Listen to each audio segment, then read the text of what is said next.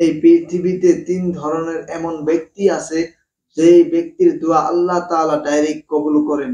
আর তাই এই তিন ধরনের ব্যক্তিকে আমাদের কখনোই গালিগালাজ করতে হয় না।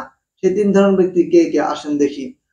عن أبي هريرة رضي الله تعالى عنه قال قال رسول الله صلى الله عليه وسلم دعوات مستجابات لا شك فيهن دعوات الوالدات ودعوات المسافر ودعوات المظلوم।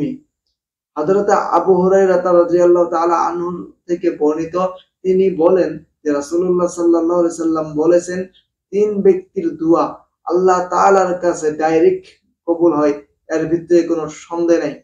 নাম্বার 1, দাওয়াতুল ওয়ালিদাতি, মা বাবার দোয়া, তাই কখনো মা বাবাকে গালি দিতে হয় না। তারপর হচ্ছে অদাওয়াতুল মুসাফির, ভ্রমণকারী দোয়া, যারা নাকি ভ্রমণ করে তাদেরকে কখনো গালি দিতে হয় না। যদি আপনার বাড়িতে এবং কি রাস্তাঘাটে কোনো ভ্রমণকারীকে দেখেন, যদি আপনার বাড়িতে কোনো ভ্রমণকারী আসে তাদেরকে কখনো গালি দিতে হয় না, কারণ এরা যদি মনে মনে কিছু দোয়া করে সেই দোয়া ডাইরেক্ট আল্লাহ তাআলার কাছে কবুল হবে। নাম্বার 3, অদাওয়াতুল মাজলুমি, যার উপরে অত্যাচার করা হয় সেই ব্যক্তির দোয়া আল্লাহ তাআলা ডাইরেক্ট কবুল করে নেন।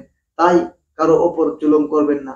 আমরা এই ভিডিওর দ্বারা এটাই বুঝতে পারলাম যে আমাদের মা বাবা এবং কি যারা ভ্রমণকারী আছে এবং কি মানুষের উপর অত্যাচার করতে হয় না, কারণ এদের দোয়া আল্লাহ তাআলা ডাইরেক্ট কবুল করে নেন।